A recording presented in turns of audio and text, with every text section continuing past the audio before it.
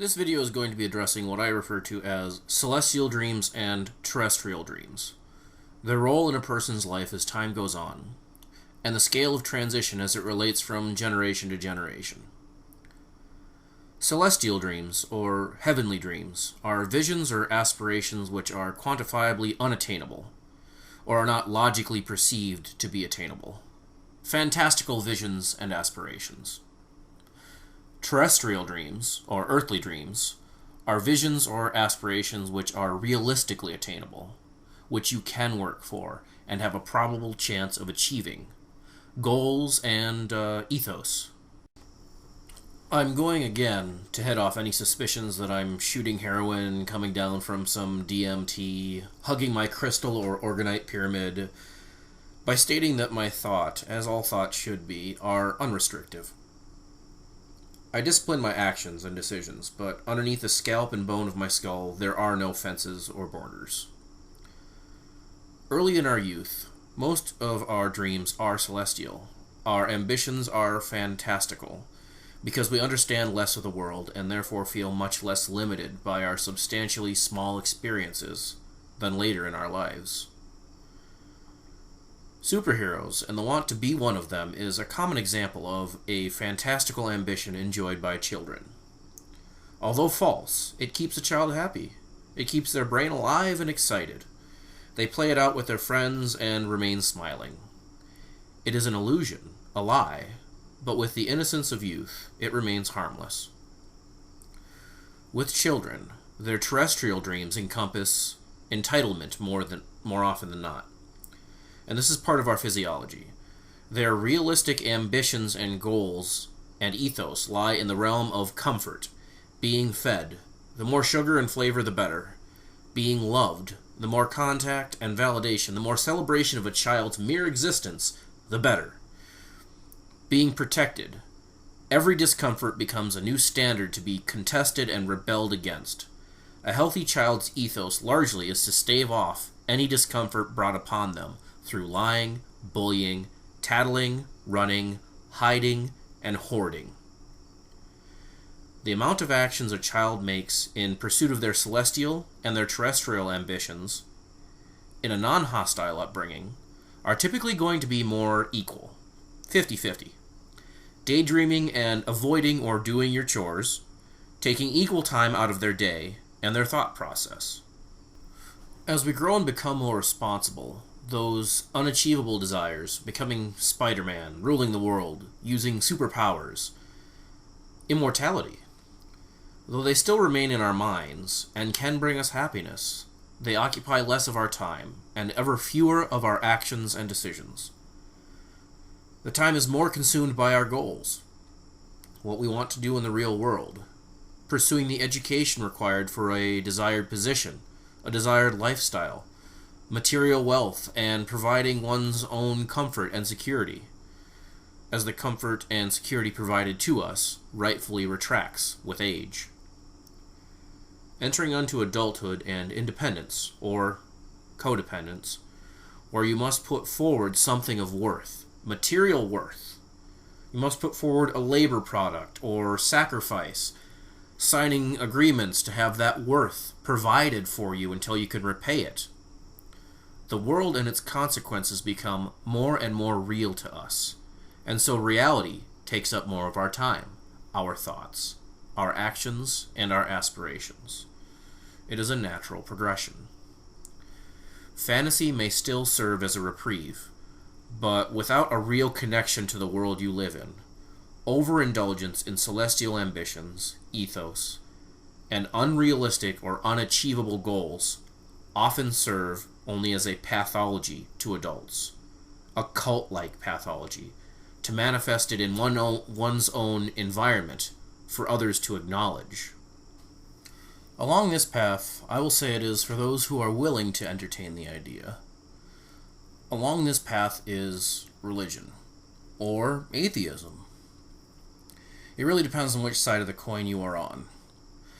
A fantastical belief and aspiration of eternal salvation in heaven, driving your ethos and actions, manifesting your religious belief in your own environment for others to acknowledge. Or in the case of atheism, a fantastical belief and aspiration of nihilistic proportions. Life of no greater consequence, manifesting your objection to belief in your own environment for others to acknowledge. I would entertain the idea that both the beliefs of faith and atheism are celestial, for they do not yet have an analog in reality. These beliefs, as stated before, may serve as a reprieve, but without a real connection to the world you live in, overindulgence often serves as a cult-like pathology in adults. The mature difference here is that a developed mind can construct or acknowledge analogs which are healthy in the real world. The fantastical ethos present in religion can be aspirations which are healthy when put into practice in your real world actions and decisions. Being good to one another is a bit fantastical, and its pathos can cause great loss and sacrifice. But it is also a very real method to secure the terrestrial ambitions, the real world ambitions and goals of comfort and security for one's self. Atheism, the absence of religious faith, or the objection to religious faith, and an overindulgence in it can serve as its own cult-like pathology in society. The mature difference here is that a developed mind can extract from atheism's denials the responsibility of skepticism, the responsibility to skepticism, the responsibility to advocate the impact of the empirical. Skepticism, decrying blind faith and zealotous action, pulling someone from the echo chamber of their own heart's belief, changing another person's mind despite their wants, may seem fantastical, and its pathos can cause great loss and sacrifice. But it is also a very real method to secure the terrestrial, the real-world ambitions and goals of comfort and security for oneself. Let us move the clock forward. The next and natural stage is that where you either do or do not have a family. If you have a family, you marry, you decide to have and raise children, again, their real-world dependency on you pulls more of your thoughts, your time, your actions into the terrestrial realm. The real world of consequence, where more consideration and aspiration to material wealth, safety, and security for your loved ones is ever present in your life, in your mind, and in your choices. Until you are freed of this responsibility to others that you have bound yourself to, in the real world, your terrestrial dreams reign in conquest over your life. If you are independent, you do not marry or conceive life that you are responsible for, and if you can create access, that is, if you can make it to where less of your time and less of your actions are required for basic provisioning, safety, and security in your life, celestial ambitions can again dominate your thoughts and goals. But along the same path is greed. If you can do less and receive more than you need, you may fall prey to a life of excess, further pushing the unreal from your mind to become drunk on the tangible, to regress in realism as a child's ethos does, where again, your ethos is to stave off any discomfort brought upon you through lying, bullying, tattling, running, hiding, and hoarding. I might add stealing. And it consumed your life. For the independent, in a stable environment, cult madness is on both sides of the road of excess. Overindulgence in the celestial or terrestrial because of the cushion of spare time and the whip of boredom or lack of validation. For the family, the one who is depended upon, cult madness lies more heavily on the side of desperation in an unstable environment. If you have managed to balance your own ambitions between the achievable and unachievable, and fostered a home with lives reliant on you, a stable environment will more likely continue to foster that balance. Let us move the clock forward again into old age. Here, nihilism approaches. With less time to live out ambitions, the individual feels less consequence to achieve or to daydream, unless they are truly driven. I'm speaking here mostly of the average person who lives into old age. As they become less able, the joy gained from embracing the unachievable far outweighs the lack of time necessary to complete the achievable.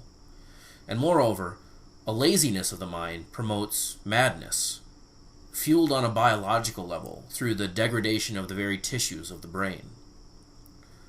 As your actions in old age beckon less and less consequence, so does how you spend your time and your thoughts. Terrestrial and celestial dreams become one and the same. Simulations of what would be nice. As your real-world ambitions draw back to a good meal, minimal discomfort throughout a day, a restful sleep, and to again wake the next morning. All else which takes place in that daily time frame is centered on self-interests, or at least the interests one's self holds dear. Charitable efforts are celestial.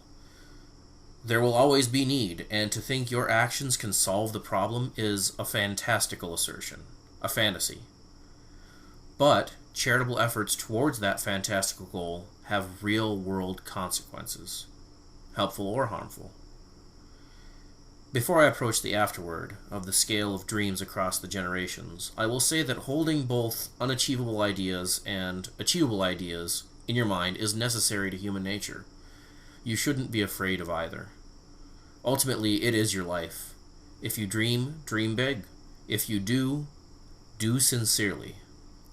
Many a fantastical goal has been brought into reality in spite of a Protestant worldview. And many a fantastical goal has had devastating consequence in reality, despite a unified worldview. Now, across generations, the achievable and the unachievable have changed over and over again. Let's say having your will and intention carried out by servants is one dream that has transitioned greatly since the dawn of man, both from moral and legal points of view. Flight is another dream that was celestial, but has since become terrestrial for the majority of the population. Achieving flight in your lifetime is very possible, and deliberation over the dream of flight can be tied to the real world, where it wasn't always so. Science fiction transitioning into science fact on a 40-year generational scale, repeated over and over, churns heavily unattainable ambitions and ethos into a daily job, and at times what used to be dreamed about is now a mundane reality, as technology accelerates exponentially. Think about correspondence. You send out a message awaiting reply. Before, through mail and a courier, it might be months. If crossing an ocean or reaching an expedition is involved, it might be years before you receive an answer by mail. And receiving an answer in some cases was a celestial dream, like letters to Santa. Not much time was given to waiting for something you knew took time, comparatively. You might spend a few hours of thought on a possible return letter before it gets to you. A few hours checking the mail over the course of a month. And when you receive it, the delayed gratification affected you in a long-lasting way. With current electronic correspondence, email, instant messaging, cell phone texting, it is expected to receive a quick reply, not waiting months or years, and yet look at the time consumed by the thought on the ambition of receiving a response to a 141 text character message or less.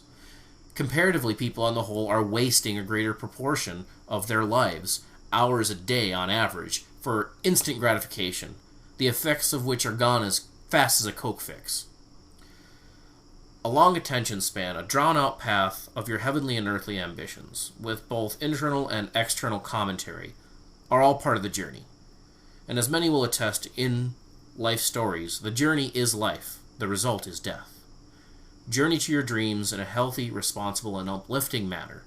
Subjecting yourself to emptiness and desperation is inhumane, and you are your own taskmaster for doing so. Thank you for your time, and I welcome your thoughts on this or any other of my one-sided conversations.